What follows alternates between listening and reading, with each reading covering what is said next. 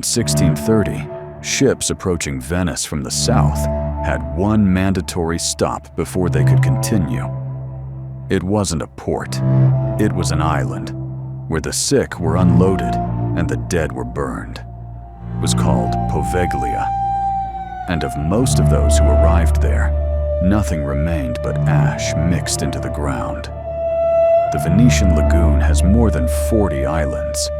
Some became city neighborhoods, others monasteries, others private gardens. Poveglia, 17 hectares between Venice and the Lido, took a different path. Its history begins in the 5th century, when families from the mainland crossed into the lagoon fleeing barbarian invasions. For nearly 900 years, it was a functioning settlement with its own population and administration. In 1379, during the war between Venice and Genoa, Venetian authorities evacuated all its inhabitants and converted the island into a military position. The civilians never came back. What followed defined Poveglia permanently. In 1403, Venice established a quarantine station there, the mandatory stop for every ship arriving by sea. The Venetian quarantine system was one of the strictest in Europe. 40 days of waiting. No documented exceptions. When the Great Plague epidemics arrived, the island's role shifted. It was no longer just a checkpoint. It was where Venice sent those it could not save. Ships unloaded their sick onto Poveglia, those who had already died during the crossing as well. Venetian records document mass transfers during the outbreaks of the 15th and 17th centuries. People arrived, many with no possibility of recovery, and died on island. Bodies were buried in mass graves or burned in pyres. The ash mixed with the earth. It mixed so thoroughly that today, in certain parts of the island, the soil is not exactly soil. How many died on Poveglia across those centuries is a question without a precise answer. Historical estimates speak of tens of thousands. The margin of uncertainty is wide. But researchers who have obtained access permits confirm it. The composition of the ground in specific areas of the island is different. There are layers that are not just dirt.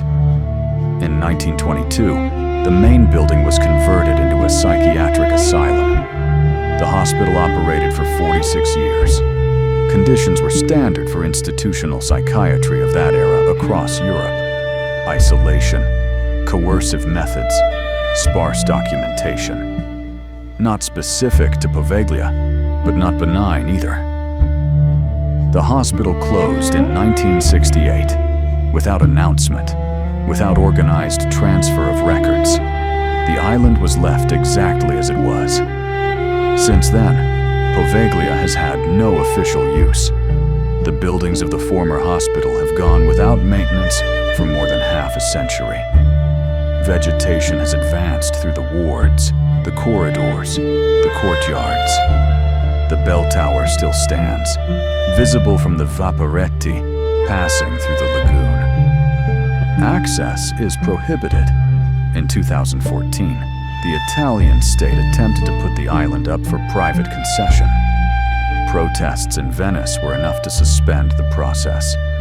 Poveglia remains state property, and the state does nothing with it. The fishermen of the area avoid working near the island.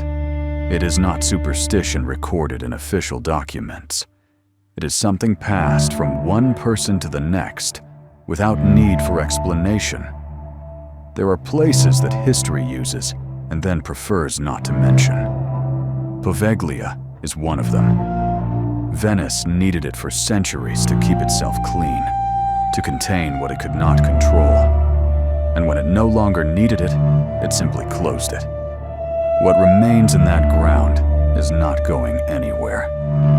The question is what we do with the places we use this way, and whether forgetting is a form of respect or simply the most comfortable option.